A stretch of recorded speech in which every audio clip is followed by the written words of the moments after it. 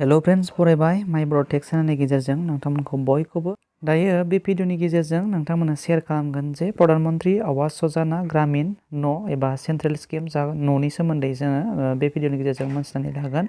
जे जाय नोंथांमोनहा 2023 आव नोंथांमोनहा लिस्ट जानानै थाखानाय हाबनानै थाखानाय बेफोर लिस्टनि सोमोन्दै एबा बे डाटानि सोमोन्दै जों नायगोन जे पेन्डिंमोन सिगाङाव दायो जोङो बे एप्रुभ जाबाय एबा बियो भेरिफाइड जाबाय जों बिनि सोमोन्दै नायगोन जोङो माबोरैहाय नायो बेनि सोमोन्दै बे भिडिअनि गेजेरजों एबा बे भिडिअनि प्रसेसजों नोंथांमोनहा मोनथिनानै मोनगोन एबा गावनो चेक खालामनानै नायनो हागोन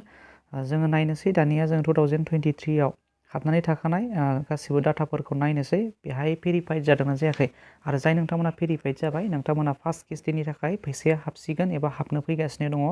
2024 आव आरो नोंथांमोनहा पाक्कानि न' लुजेननानै लानायनि सुबिदाखौ मोनजेनगोन अब्ला जोङो दायो नायनोसै नोंथांमोना जायखिजाया मोनसे ब्राउजार लादो बे ब्राउजाराव नोंथांमोना टाइप खालामनानै होदो नोंथांमोना नुदों बेबायदि टाइप खालामदो जायखिजाया ब्राउजाराव बेनिफ्राय सार्च खालामदो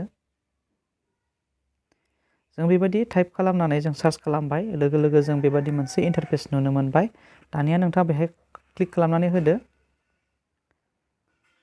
जोङो बेबायदि इन्टारफेसाव हाबफैबाय आरोना जोङो नायदो नोंथांमोना लोगोफोर बेबायदि इन्टारफेस मोनबाय बेबायदि इन्टारफेस मोनबा जों गाहायाव फैदो जों गोथां गाबनि नैबेहाय मोनसे नुनो मोनदों आवाज शप नुनो मोनदों जों बेहाय क्लिक खालामनानै होदो जुदि नोंथांमोना बेवहाय डेस्कटप साइडआव गैयाब्ला जों डेस्कटप साइडखौ होनानै लादो बेवहाय जाहाथे गासैबो अपसन्सफोरखौ क्लियारै नुनो मोननाय बायदि दायो जोङो बेवहाय नोंथांमोना आवाज शप अपसन नुनो मोनदों बे आवाज शप अपसनाव क्लिक खालामनानै होदो दायो क्लिक खालामबाय आवाज शप अपसनाव जोङो क्लिक खालामबाय क्लिक खालामोबा जोङो बेवहाय बेबायदि मोनसे नुनो मोनबाय बेहाय रिपर्ट नुनो मोनदोंना बे रिपर्टआव नोंथाङा क्लिक खालामनानै होबावदो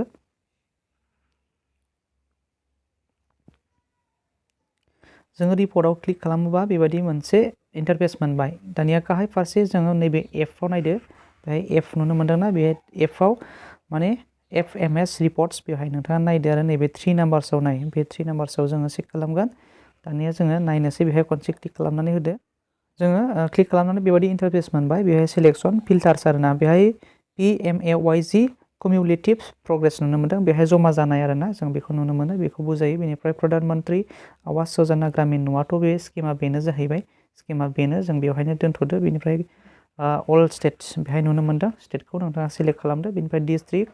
ब्लक बिदि फारि फारि जोङो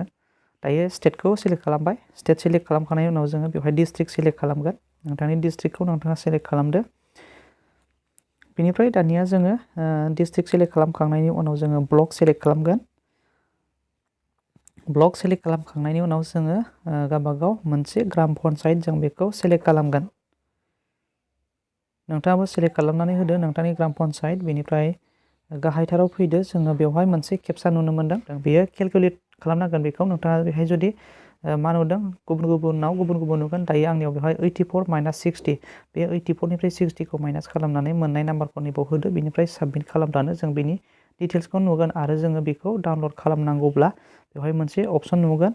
एक्सेल आरो डाउनलड पिडिएफ बे पिडिएफआव डाउनलड खालामबा जों डाउनलड खालामनानै लानो हागोन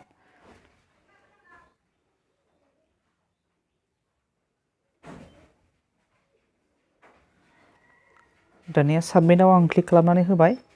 साबमिटआव क्लिक खालामनाय लोगो लोगो जोङो बेबायदि लिस्ट फैबाय लिस्टआ दानिया नै बेहाय नोंथाङा बे लिस्टखौ पिडिएफ हिसाबै डाउनलड खालामनानै लानो हायो बेवहाय जोङो गोसोबायदि नुगोन आरो नोंथाङा डाउनलड पिडिएफ लायोब्ला साबसिनै डिटेल्सै नायनो हागोन बेवहाय गासिबो पेजटा गेवजोबाबो जानो हागौ दानिया नोंथाङा डाउनलड खालामनोब्ला बे पिडिएफ डाउनलडआव नोंथाङा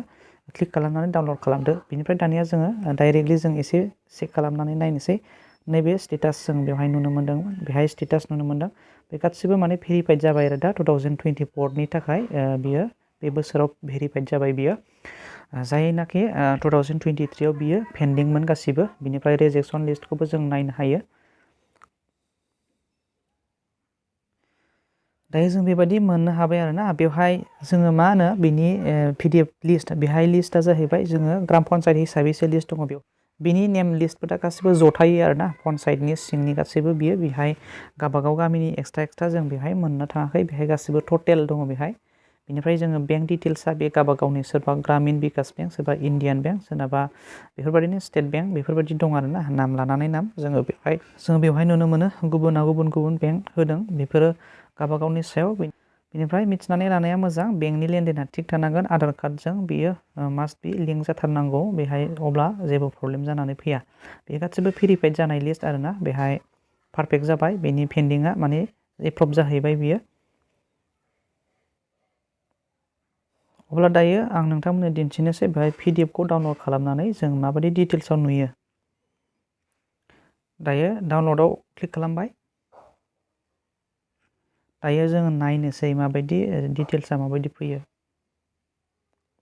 नाय बेबायदि PDF फैबाय बेहाय डिटेल्सआ बे सेम टु सेम बे इन्टारफेसआ बेनो बेहाय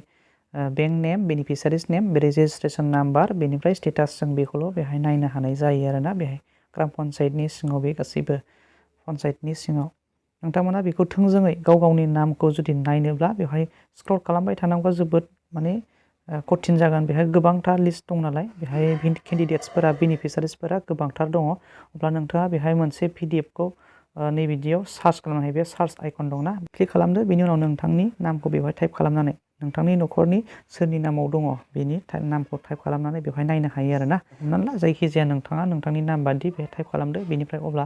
बेयाव खेबसेनो मार्क जागोन आरोना बेहाय नुनो मोनदों हमनानै ला आं D होबाय Dआव बेहाय सोरना माने D स्पेलिं थानाय D लेटार थानाय नाम बेफोर गासिबो मार्क जाबाय अब्ला बेहाय थाब माने नोंथाङा नुनो मोननाय जायो आरो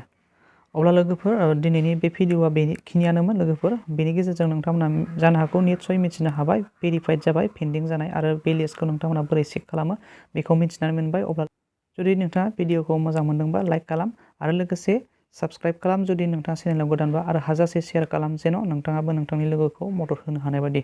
लोगोफोर थेंक इउ फर वाचिं बाय बाय उननि भिडिअआव लोगो मोनफिन